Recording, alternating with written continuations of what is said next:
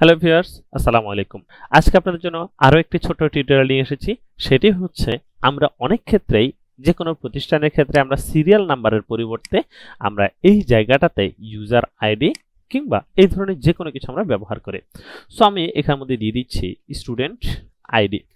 তো স্টুডেন্ট আইডির ক্ষেত্রে আমরা দেখি শুরুতে একটা কোড থাকে, একটা নির্দিষ্ট সিরিয়াল নাম্বার দিয়ে সেই জিনিসটা শুরু হয়।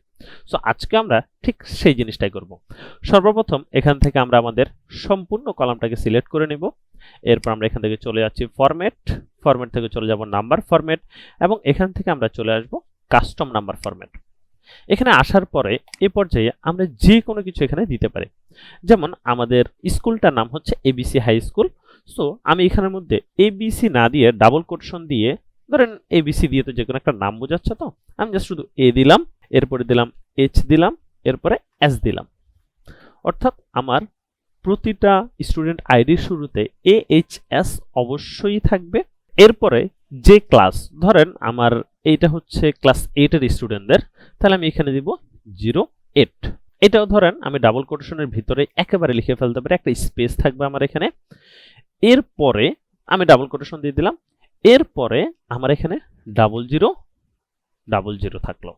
0000 দেওয়ার মানে হচ্ছে এএইচএস, এই তিনটা জিনিস থাকার পরে 08 অবশ্যই থাকবে, এবং তারপরে 4 ডিজিটের একটা সংখ্যা বসবে।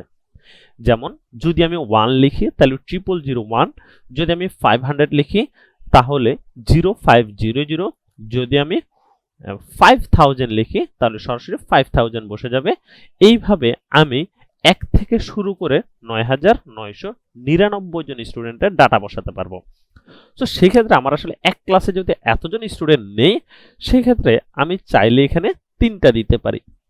তাহলে আমি এখানে 999 জন স্টুডেন্টের ইনফরমেশন এই কোড নাম্বারের মাধ্যমে লিখতে পারবো। তো আমি এখানে অ্যাপ্লাই দিয়ে দিচ্ছি।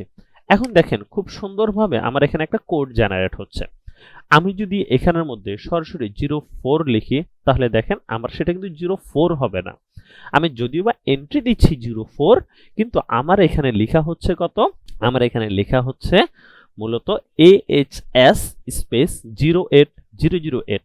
এভাবে আপনারা চাইলে নিজের ইচ্ছা মতো ফরম্যাটিং করে আপনি এখানে ইনফরমেশনটা বসাতে পারেন।